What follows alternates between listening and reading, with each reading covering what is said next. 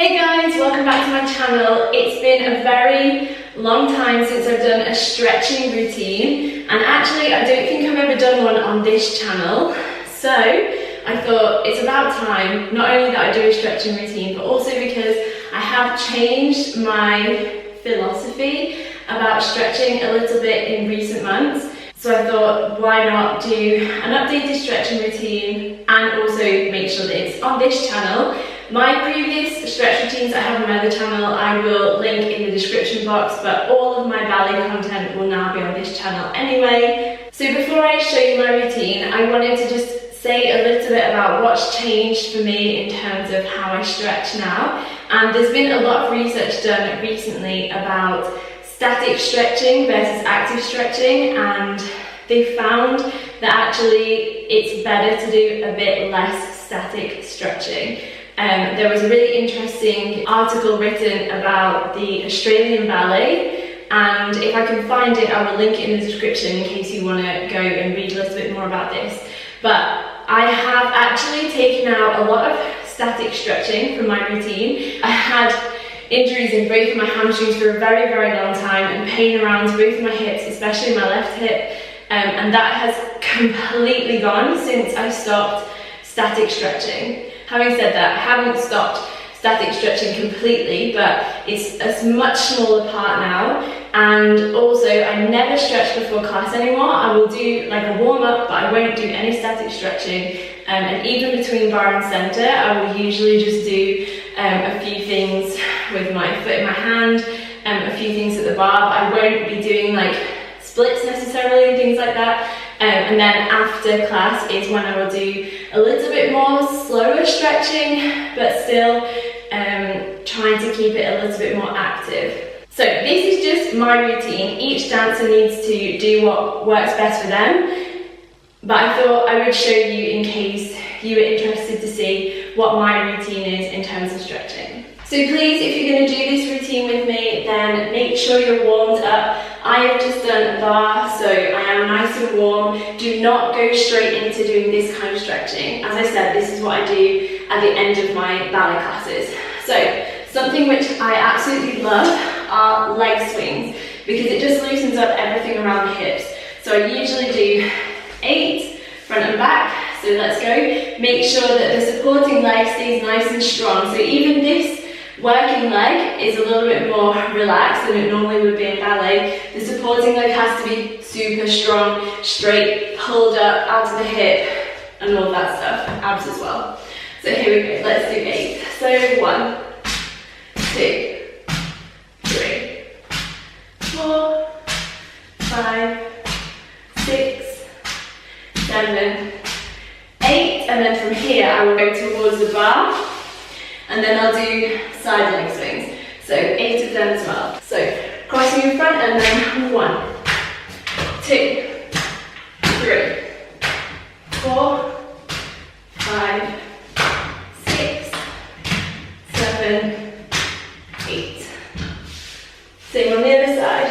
So 1, 2, lift the knee, 3, 4, 5, 6, 7, 8, sideways, 1, 2, 3, 4, 5, 6, 7, 8.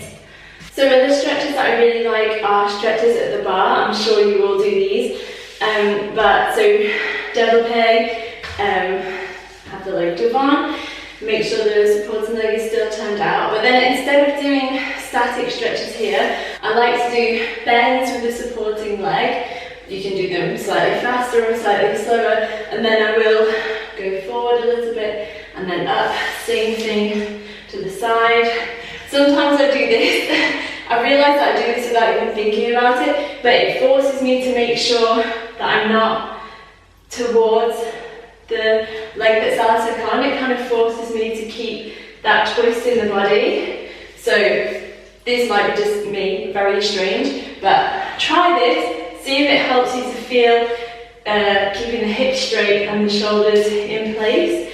1, 2, 3, 4, 5, 6, 7, 8, whatever you want to do, and then over towards the leg, of course, and up. From here, sometimes I like to take the foot either at the heel or the toes, up to the front, bend and stretch, open to the side, bend and stretch. You will know the drill. Over, so letting the hips come out, hips back in place, and then hold the leg, down, and then same thing on the other side.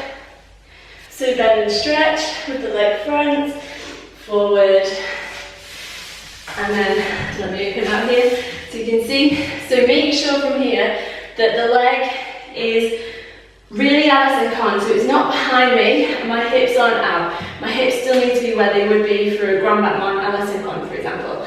Same thing, bend and stretch, bend and stretch. Again, you can try putting this behind and hooking it around your thigh. Bend and stretch, and then over and up. Pivot, take again the toes or the heel, front, bend and stretch, bring it to the side, bend and stretch, over, release the hips, bring it back in, lower that hip, and then hold, and then down. And then I usually use my arm to do attitude, and then sometimes I'll go in attitude, punch it, and then extend into arabesque, punch it again. Same thing with the other leg, bring it up. So holding just below the knee, but it depends how flexible you are. For me, I need to hold above the knee, bring it around, making sure that I don't twist my shoulders with the leg. Shoulders stay where they are.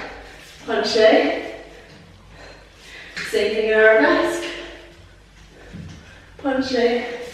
And down. Another stretch that I like to do, and I prefer to do it on the lower bar, is the attitude divan. So in this case, I want to try and keep my knee as flat as possible, making sure that my foot isn't stippling, so keeping the nice line of the foot, and then letting the knee drop, and then again I will do bend and stretch in this position. Same thing on the other side. So you can probably see from that angle better that my hips aren't open away from the leg. Keeping my hips right in line with my leg, and then again, bend and stretch, dropping down the knee. So those are usually the stretches that I do at the bar, and then I will sometimes do some stretches on the floor.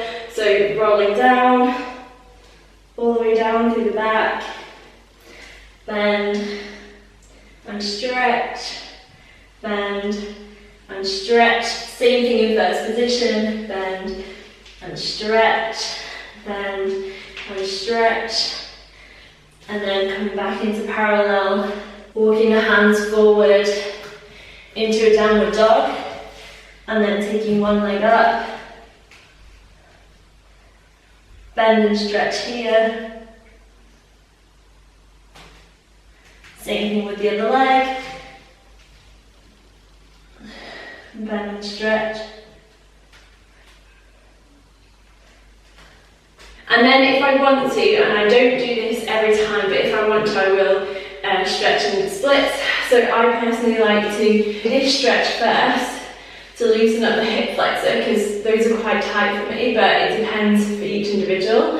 And then I like to do a hamstring stretch with my foot in flex, and then I will come down when I'm ready into the front splits. Same thing on the other side. So again, dropping down to open up the hip flexor, just relaxing the pelvis into the floor, and then same thing, coming back, leg in flex, stretching out the back of the knees, which for me is super tight, and then coming down into the splits.